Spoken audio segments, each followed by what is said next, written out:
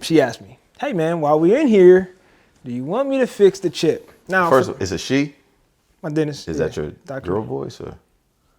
No, I wasn't imitating the voice. I mean, you changed your voice, and it was another dude's voice. I just want to make sure. I was just trying to show, you know what I mean, the differentiation. I wasn't necessarily trying. All right, I'm just making sure, man.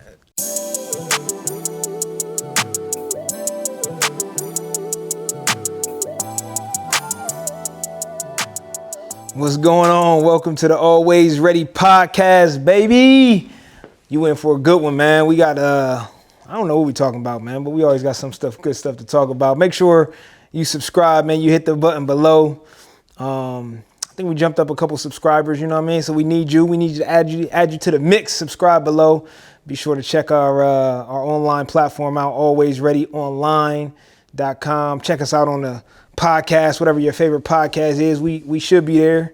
But tap in, man. Tap in. Always ready. Easy money. You know what's good? See, today, first of all, before I say that, we up like 15 subscribers on YouTube right now. Nice. 15. Nice. We doubled like in a week. Nice. All right. So listen, when you watch the YouTube edition of the Always Ready podcast, make sure you hit the subscribe button and share it.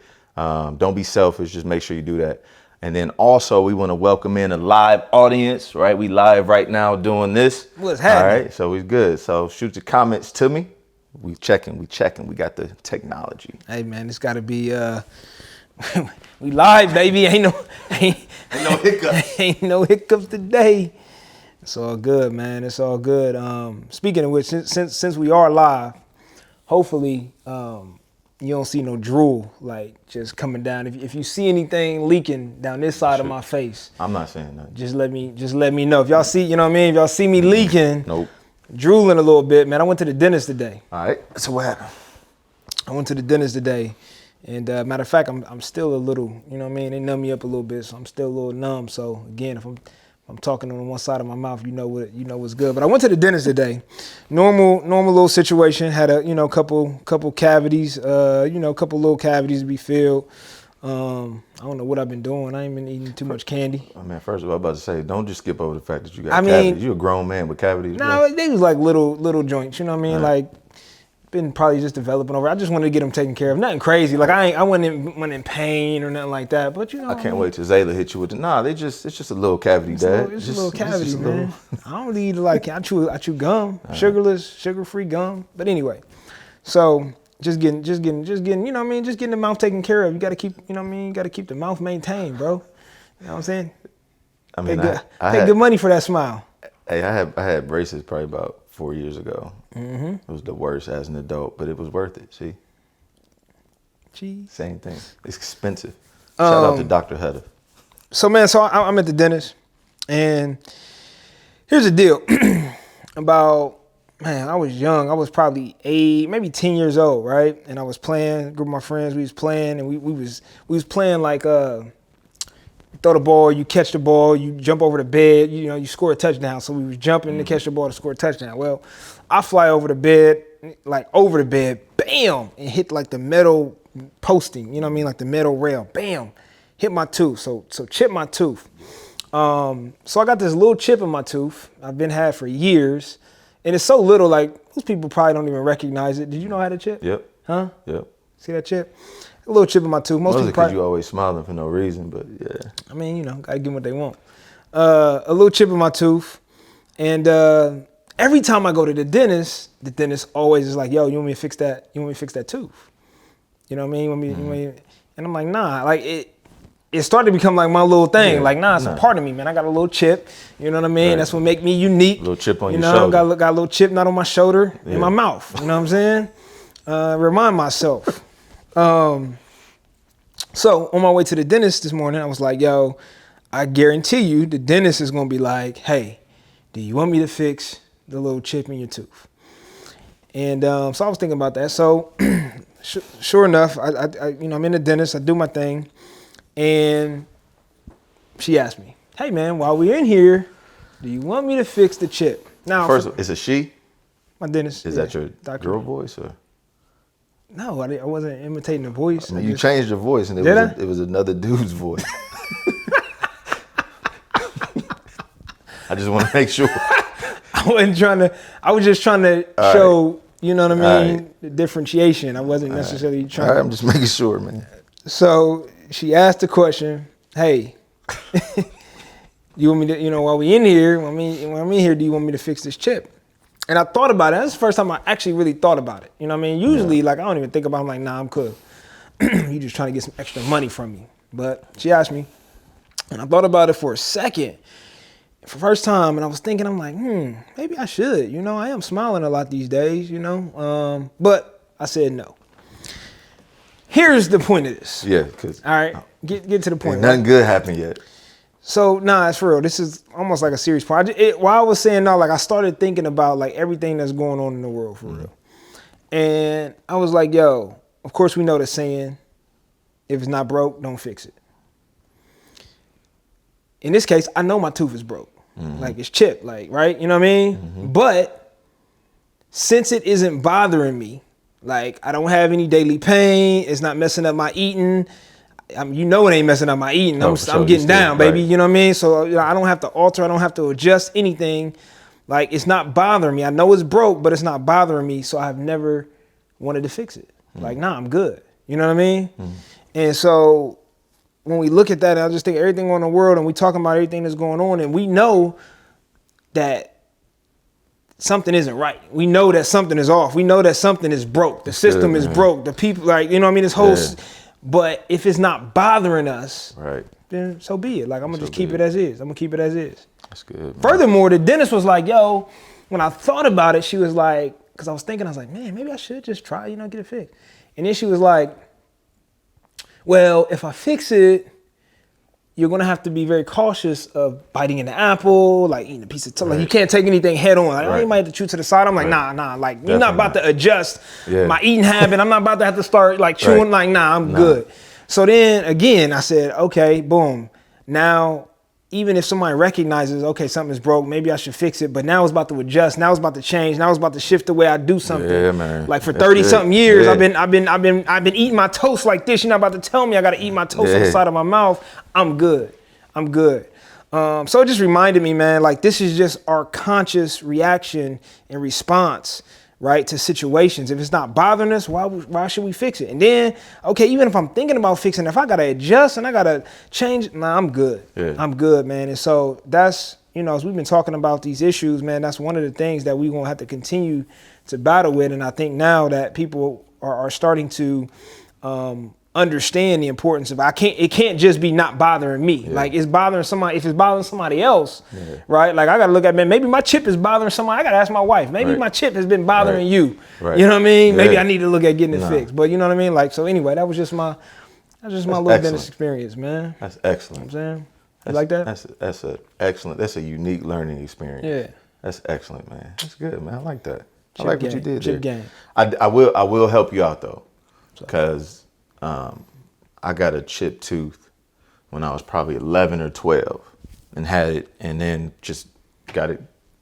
Whatever was going to get done to your tooth, I had done to mine when I was like 12. And I probably had to get it fixed again when I was like 27 or something. And I haven't had to mess with it since. But they tell you, Which one is it? Bro, I'm not about to, it's this one. But you can't see it. See it no, now. You can't, because it's perfect. Nah, but what they tell you though is temporarily you're not gonna be able to eat the right way until the adhesive, so to speak, catch, and then it binds, and then you straight for like 10 years. I got you. So that's what it was. But to your point though, just adding to that, just even that temporary change and adjustment is enough to keep people from not wanting to make the change. I think you should go get your tooth fixed, personally. You do? I think you should, man. Just to add to your little story. And then you'd be like, you know what? If I'm willing to get my tooth fixed, you should be willing to put hashtag Black Lives Matter on your story. I might do it. I might do it. It's just temporary. It's like for that first day that you can't do nothing. No, she didn't explain that. Yeah, it's not. You don't have to change your whole deal. Technology is a little bit different now. Either way, you know what I'm saying? silence is not an option. That's good, man. So, speaking of, you said you don't eat sweets, so I love sweets. No. I did not say that. Oh, you didn't say that. Let's be very clear. You said you don't eat a lot of candy. We're live. I don't want to be lying live. You said you don't eat a lot of candy. Yeah. Nah, I haven't been eating a lot of candy lately. All right. Well, I eat a lot of candy, like always. Regularly. Like I had last night. I had, they're making the new Reese cups with the for chocolate lovers and for peanut butter lovers. Okay. I'm experimenting with the peanut butter lovers. I don't like peanut butter that much, but I like Reese cups. So now it feels like almost like a triple stuff like Oreo. So it's more peanut butter. Okay. So I'm gonna try the chocolate. I know I'm gonna like the chocolate because I love chocolate. So I had 2 or 3 of those yesterday. They probably about 200 calories a piece. That's a problem. Yeah, that's a problem. But anyway, the chocolate ones, I'm looking forward to those. But I found out recently that some people are allergic to chocolate. It's the most ridiculous thing I've ever heard. All right, like it's terrible. Okay. People that's missing out on the fact that chocolate, it's like one of the best desserts. You know what I mean? Like you got chocolate cake, you got chocolate bars, you got It's just awesome, man. All right. So hold on. Do you if I eat a lot of chocolate, like I feel it in my face? Do you feel I feel like my face is like. I'm about to tell you why. So then I found out, I was talking to somebody like, no, I can't really eat chocolate like that. I'm allergic to it. So I'm like, dang, you're allergic to it? So I started doing some research. And I found out that in every chocolate bar, there are 6 to 8 tiny ground up bits and pieces of cockroach in every chocolate bar. What? 6 to 8 pieces. Listen to me. 6 to 8 pieces of cockroach in every bar of chocolate, like tiny ground up pieces of cockroach. Like a real cockroach. Real cockroach. And the people aren't really allergic to the chocolate. They're really allergic to the cockroach that's inside of the chocolate bar. As a matter of fact, the FDA approves 60 pieces of cockroach in every 100 grams of chocolate. Like that's okay. 60 tiny and so most people are not allergic to the chocolate itself. They're allergic to the cockroach. So when your face is swelling up and you feel it in your face. That's cockroaches crawling on you? I don't know if they crawling, but that's probably what your body is reacting to. The cockroach on the inside. True story. Now, come on, man. These people are alive, man. Now you got everybody all squirming. But to piggyback on what you just said, though, when it comes to racism and when it comes to this Black Lives Matter movement and people making adjustments, white people have now become the face of racism, just like Osama bin Laden was the face of terrorism. And so when people are seeing white people, they're seeing racism. Mm-hmm. And to be honest, it's not the actual person that the anger and the resentment and the energy needs to be directed towards. It's not the person, it's the racism that is inside of that person that's agitating us, so to speak. And so if we can make sure that we shift our energy back towards the actual issue of racism itself, and not the actual person, because I don't want to teach my son that when you see a white person, they could possibly be racist. I don't know. So you got to make sure you approach it. What it is this issue of racism or sin or whatever it may be. That's the focus. And if we focus on that, then it actually gives us an opportunity to, number one, forgive, but it gives us an opportunity to help them change and to flush that out of that person. So just like a person can be allergic to chocolate, but really it's the insect on the inside, the emotional energy that you put into a person, like, oh man, all white people are racist, that would be a lie. But if we could focus our energy more on the subject and the matter of racism, where it came from, how to get rid of it, and focus there, then whether somebody is racist or not, if we focus on what's inside of them, it won't necessarily be a domino effect for everybody in that race. Now that's a great analogy, but these cockroaches still got me squirming, bro. Like I gotta look that up. Somebody look that up, man, and that's alert real, me. Man. So what is the cockroaches for? I don't know, man. I don't know if it's in the beans. Is it a nutrient? The taste, probably. That's why you eat it so much. Well, here's the deal. First off, I don't eat a lot of chocolate, so I'm thankful for that. But when you have eaten a lot of chocolate, your face start to swell up. Yeah, like if I can't really eat like a whole Snickers. Like I can eat 3/4 of a Snickers. If I go past 3/4, like instantly just All in your face. Nah, that's selfish. My wife likes M&Ms. I They wonder in how there many too? cockroaches are in a Listen. M&M. Peanut butter is even worse. 60 insects per like 100 grams of peanut butter. They in peanut butter and chocolate. So if you eat a Reese cup, you done. You double dipping. I'm just saying, man. I'm gonna tell my wife that cockroaches are in M&Ms. And Throw that on the grill, man, for Independence Day. What? Independence Day, July 4th coming up, man. Throw chocolate on the grill? Yeah, I mean, you know. Yeah. You ever saw? All right, quick story, real Throw quick. some s'mores. Back in the day, long time ago, like mid '90s, when remember Married with Children with Al Bundy and all Oh that. man, that was one of my favorite shows. So Al Bundy one day, you know, he was always hungry. Yeah. What was How that? it go? Nah. So he was hungry one day. Listen, he was hungry. No, excuse me. Peggy wouldn't eat, wouldn't feed him, and so he was like, "Man, that's all I got." And so he had one M&M, and he went and put it in the skillet, and had like he was like, "Man, it's gonna be a perfect." You know, it don't melt, you know what I mean? It'll be a perfect filling with the crispiness of the inside the peanut.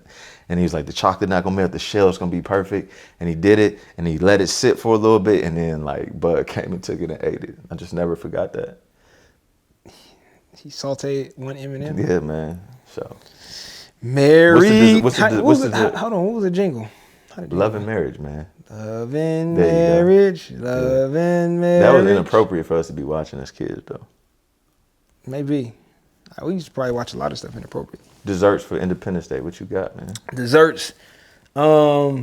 Desserts for Independence Day. Man. Bomb pop. Nah. The red, white, and blue joints. Nah, wait a minute.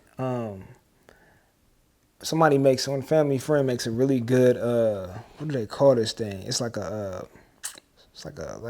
man, I can't remember what they call it. It's like a fruit. It's like a fruit cake. It's like a fruit cake. It's like pineapple. It's like a sponge cake with fruit in it. I can't remember the name of it, but that joint be popping. Nah, there's fruit flies around that, so it's insects in there too. Oh boy. All types of so larvae. Don't eat nothing. Is it larva? So don't eat nothing? Nah. I mean, you know, if you eating any type of red meat or chicken, you know, they eating all types of bugs. I mean, it's just a circle of life, I guess. Ain't nothing wrong with eating some cockroaches. Well, listen, man, it is Independence Day. Hopefully y'all having a safe situation. No fire. They are shooting fireworks. You just can't really gather to go watch them like that. Is that right? Yeah. Yeah, I ain't been down to the fireworks in a minute. But you know what's interesting about Independence Day? That I always, I thought about this. I actually shared this a while back with some folks, telling them like, growing up, think about it in school. When you think about Independence Day and you think about, obviously there's a lot of hoopla going on of how we became independent of the Britons and Great Britain and all of that. The Britons. The British.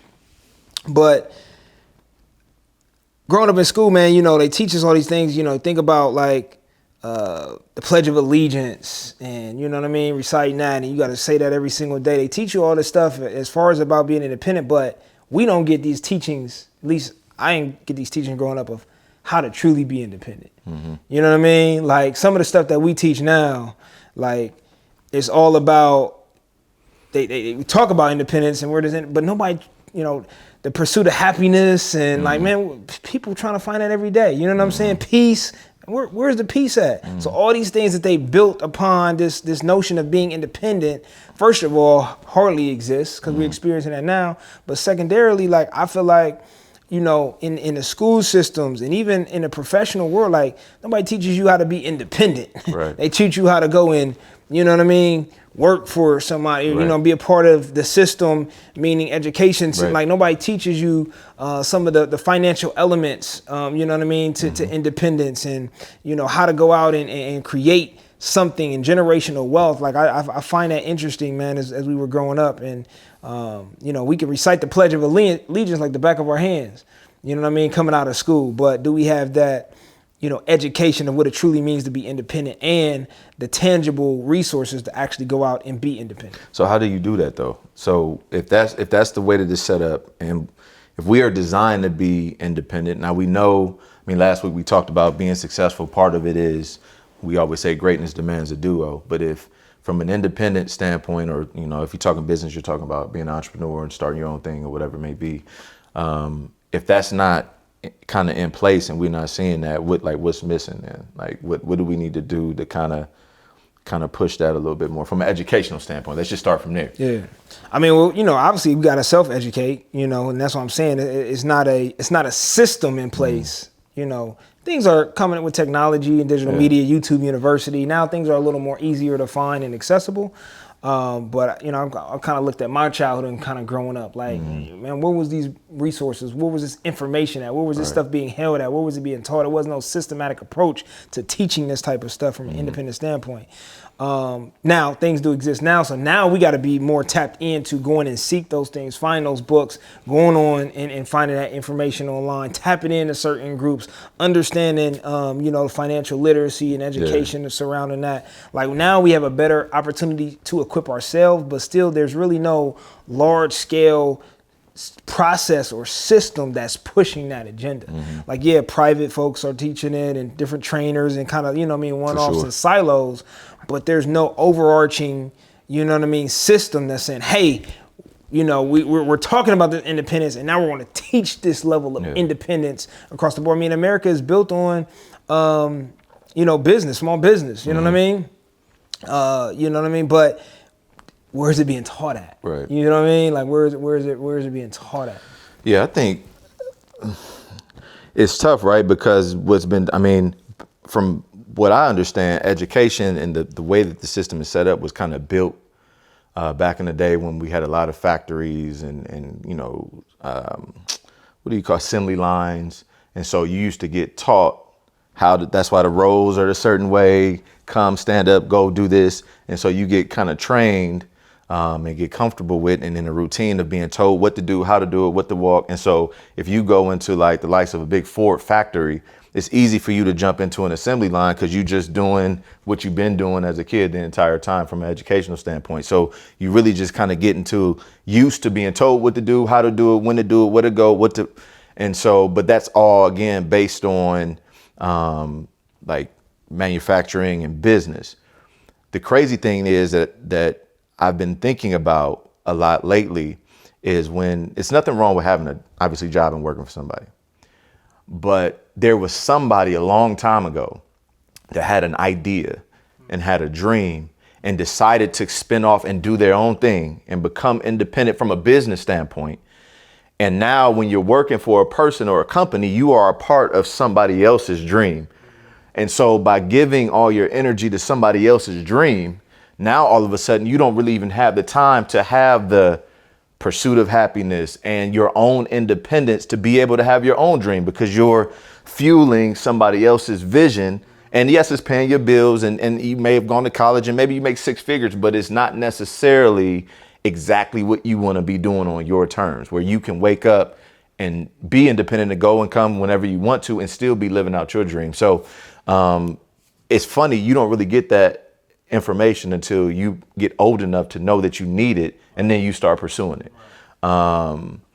And I was listening, there was a Bruce Lee 30 for 30 lately, and he said, I can't teach you, but I can show you how to explore yourself.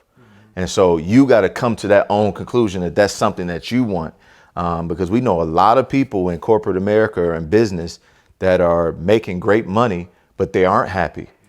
And they are kind of in a situation where they can't leave, right? They can't leave because it's going to mess them up financially, and they don't have the time to put towards a new dream. And when you have a family at that point, you're like, I can't leave. So now what we try and do is push it on our kids.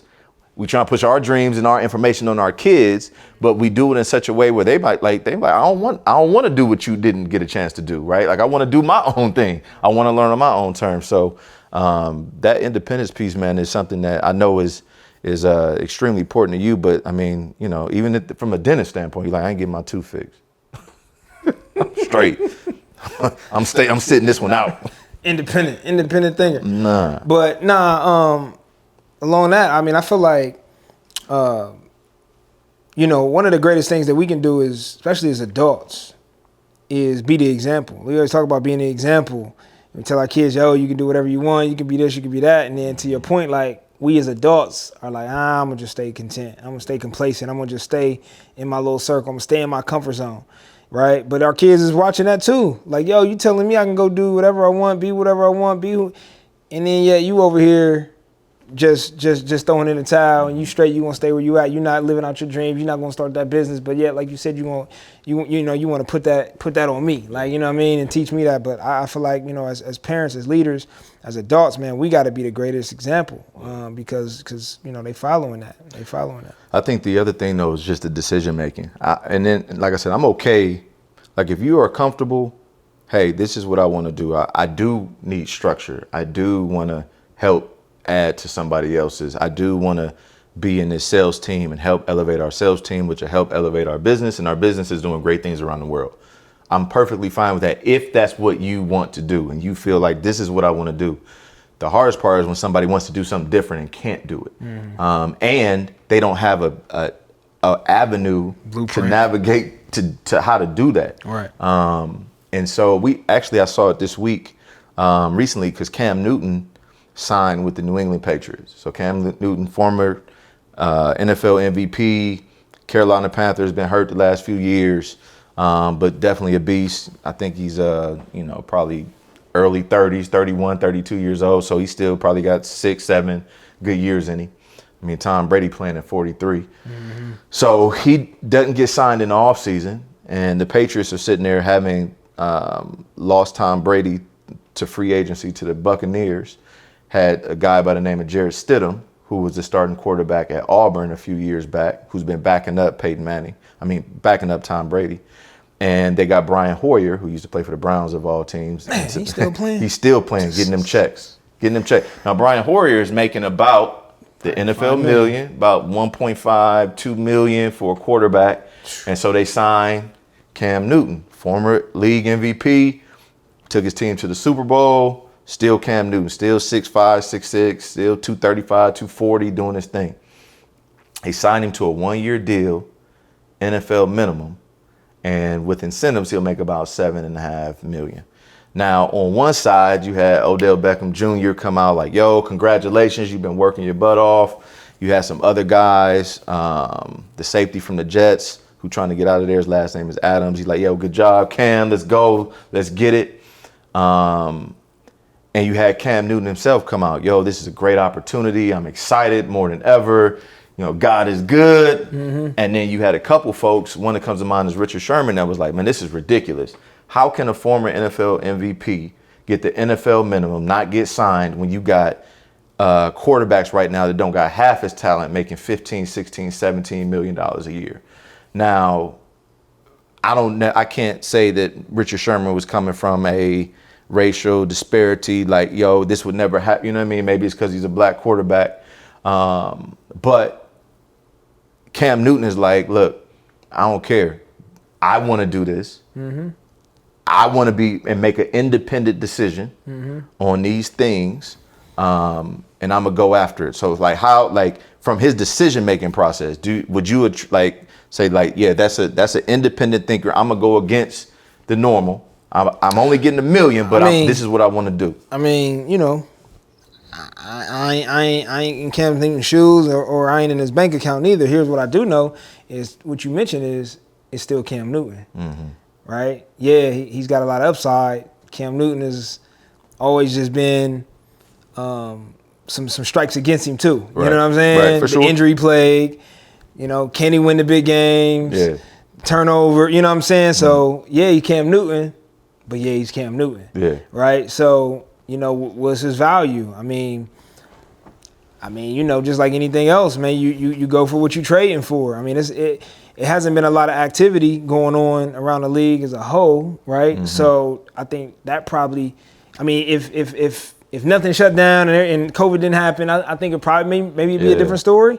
But taking everything in consideration, who knows? Like, I'm about to pay dude whatever his signing bonus is or whatever his guaranteed money. I mean, we might not even have a season. Like, so I'm not about to afford to pay somebody. I don't even know, you know what I mean? So you got to take all that. So with that being said, I think, you know, a guy like Cam Newton, from what I've seen, haven't had the opportunity to play with him, But from what I'm seeing, you know, he loves the game. Mm-hmm. He loves playing. He wants to be out there. He wants to win. He's with his guys. And so if this is the opportunity that's presented to him, you got to take that opportunity. Yeah. I mean, who knows how many other deals that he had on the table? Could he have like just waited out, held it out, and said, you know, forget it, I'm worth more than that? Maybe.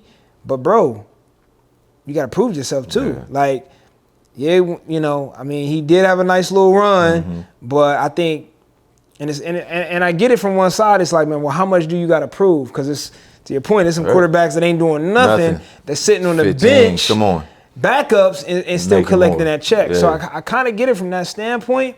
But at the same time, man, but here's the deal too. You got to think about Cam. He always wants the spotlight on him. Mm-hmm.